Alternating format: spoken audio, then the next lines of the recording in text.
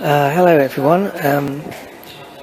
Yeah, this is just a little video presentation to go with my my blog that I wrote about Cambodia and being a digital nomad in Cambodia. Yeah, basically I'm still here in Phnom Penh. I'll just show you the view out the window.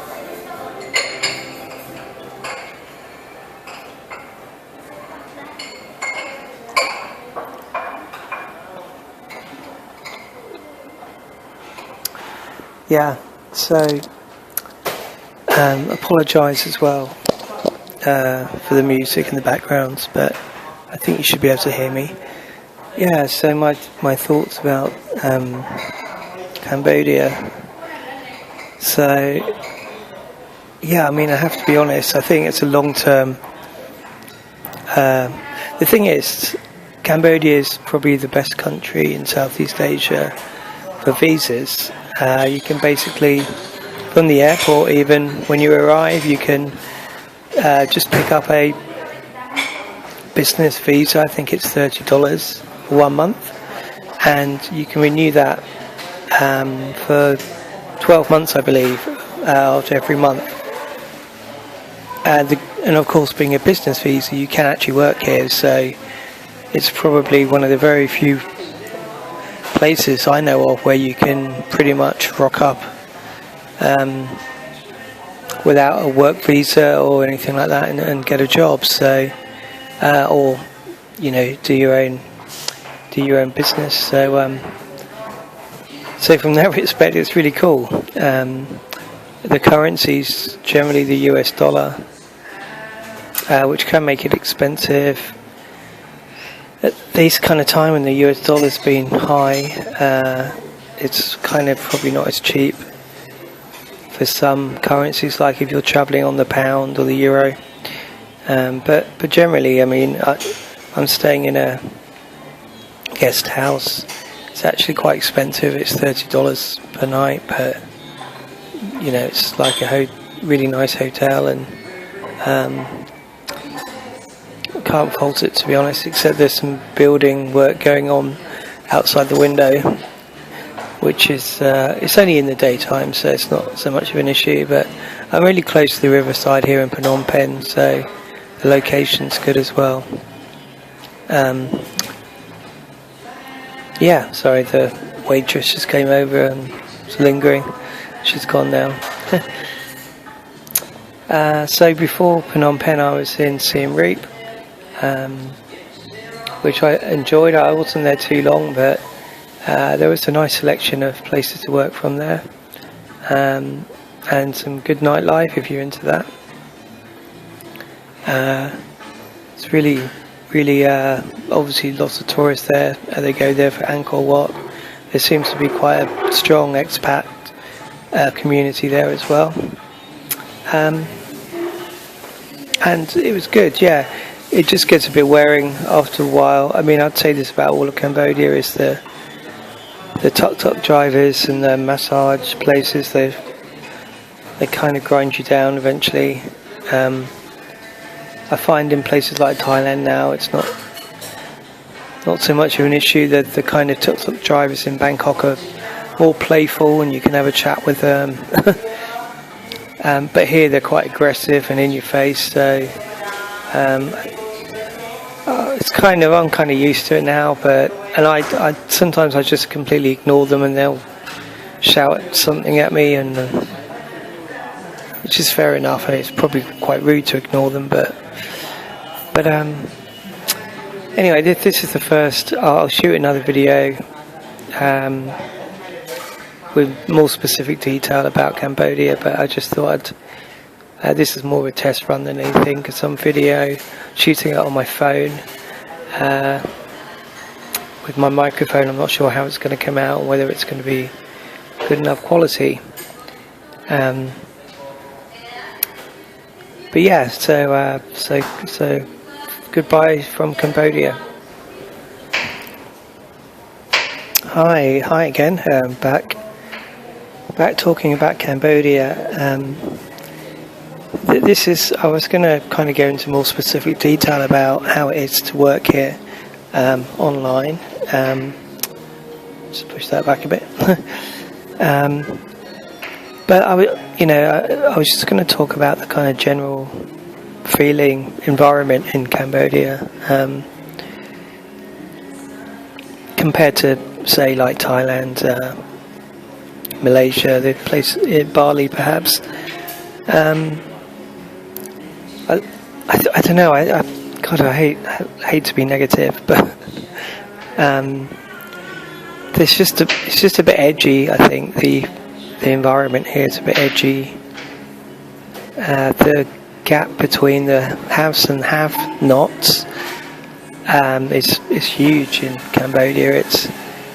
I don't know how it would compare to like Latin American countries like Brazil, or which I believe to have a huge wealth gap. But it's very visual here, particularly in Phnom Penh, because I was looking online the other day. Someone posted a picture of a brand new Range Rover,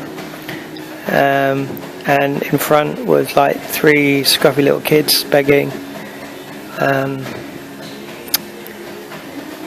So just to kind of show the contrast, and just looking out the window now, like everyone who's got a car has got a massive like SUV or 4-wheel drive car. The wealth is very much on show, but then the flip side is sorry, that's a mosquito flying up there. The flip side is that there's like grinding poverty here as well, so that kind of, it's not great really. And here I am kind of walking around with a laptop, and it's kind of a different world really.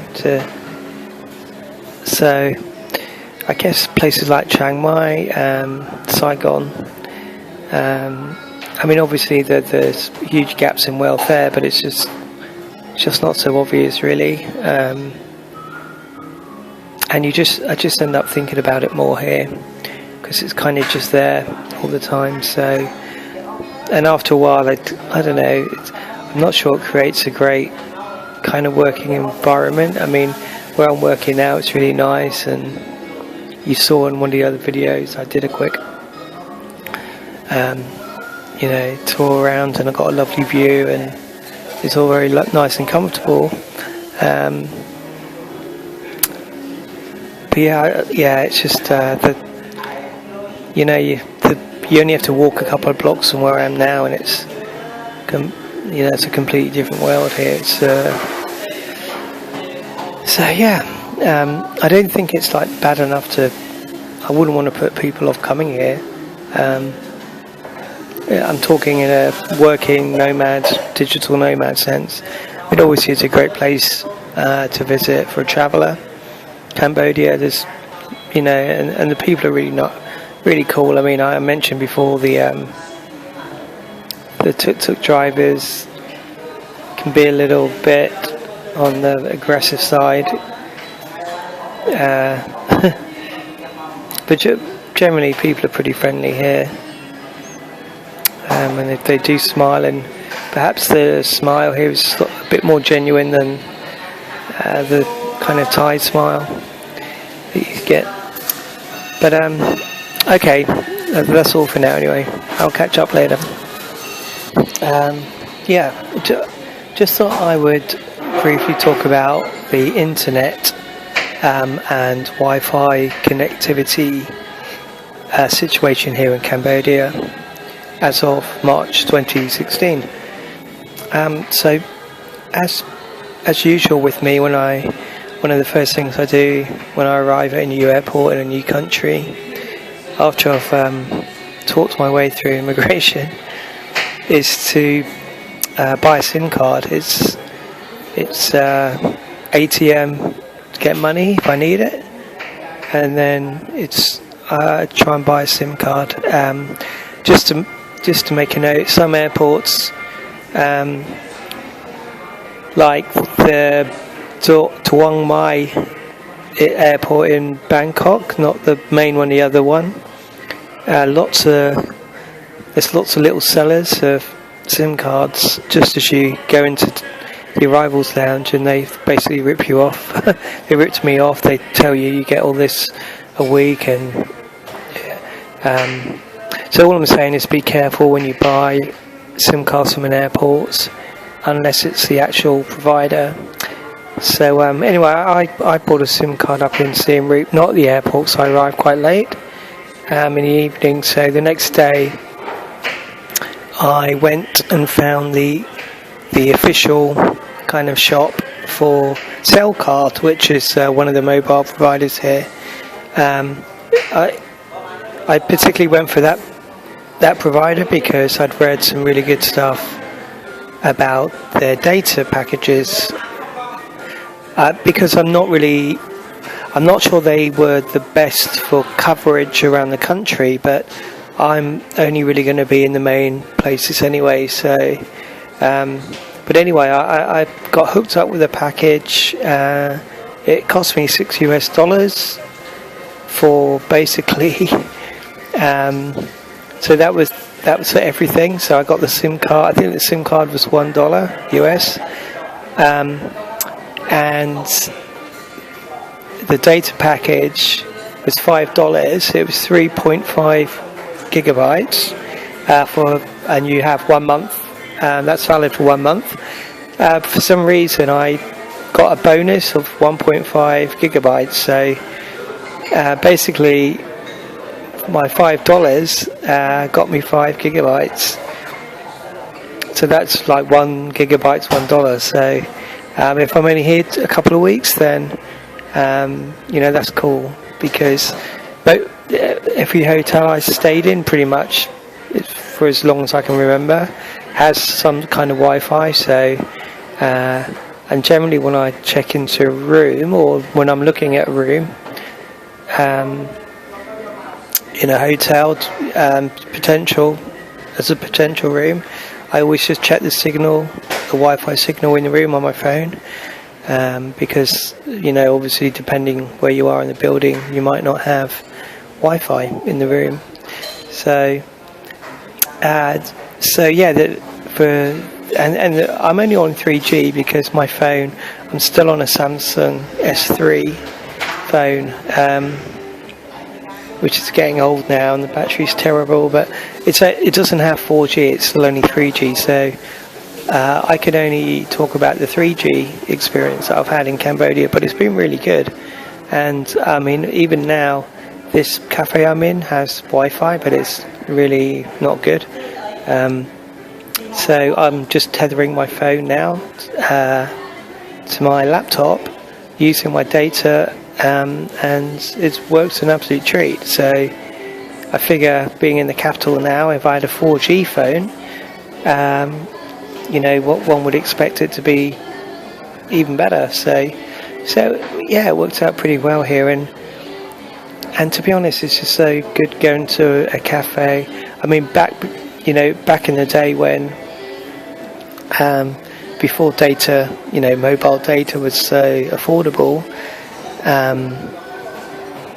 I'd be going in cafes and kind of trying out their Wi-Fi before committing myself to making a purchase there. And you'd go in and say, have you got Wi-Fi? And they go, yeah, we have Wi-Fi. And you sit down and it kind of works for 5 minutes. And I mean, I was in a cafe, Siem Reap, just before, and there was quite a lot of people in there with laptops, and they just switched it off. So they just said, oh, not working now. But I think they kind of had a look around and thought, there's too many people in here taking up space, which is fair enough. But yeah, so Cambodia's, my experience so far has been pretty good with the data and the Wi-Fi. The Wi-Fi here, I would say, it's not as good as comparing it to Thailand. Definitely slower here, the Wi-Fi, but the 3G compared to Thailand, I think can't fault it really. I think it's pretty much the same. So yeah, that's my kind of little summary of data and Wi-Fi in Cambodia. Yeah, hi again. So I'm still in Cambodia in Phnom Penh. I'm actually leaving tomorrow for Vietnam, taking the bus from Phnom Penh to Ho Chi Minh City. So it's one of my favourite cities, Ho Chi Minh, or Saigon as it's known. So I'm really looking forward to that. I just thought I'd kind of conclude on the Cambodia Digital Nomad kind of little piece that I've done while I've been here. I've had a really good time here actually, and Phnom Penh I've actually stayed in a couple of different areas. And firstly over by the riverside, which was more kind of touristy, I guess. I say touristy, more tourists kind of stay there, so it's kind of a bit more lively, particularly in the evening. But the kind of more tourist hassles there with the tuk-tuk drivers kind of going into overdrive hassle kind of mode. Now I've been there the last few days in BKK1, which is kind of I think it's the most upmarket area in Phnom Penh. It's where the expats tend to live, and it's quite a different vibe actually. There's loads of really cool cafes here. A little noisy in here, so I'll conclude shortly. But yeah, I definitely recommend this area over the riverside area. It's slightly more expensive hotel-wise, but I'm still paying around $30 a night, so quite happy with that. But there's kind of less hassle here, like the tuk-tuk drivers they're not yelling out at you all the time. So I don't know why I keep going on about this being a big issue, but it does get to me a bit when, I know you get used to it, but they do drive me balmy, and I just smile and go, Te Akun, which means no thank you. But overall the vibe in this BKK1 area is really cool. So and I've managed to work from some really cool cafes here and got a lot done. So anyway, this is me summing up now from Cambodia, and hope you enjoy reading the article, and of course if you can share it, that'd be awesome. And I'll probably catch up with you all in Vietnam. Hey, bye for now.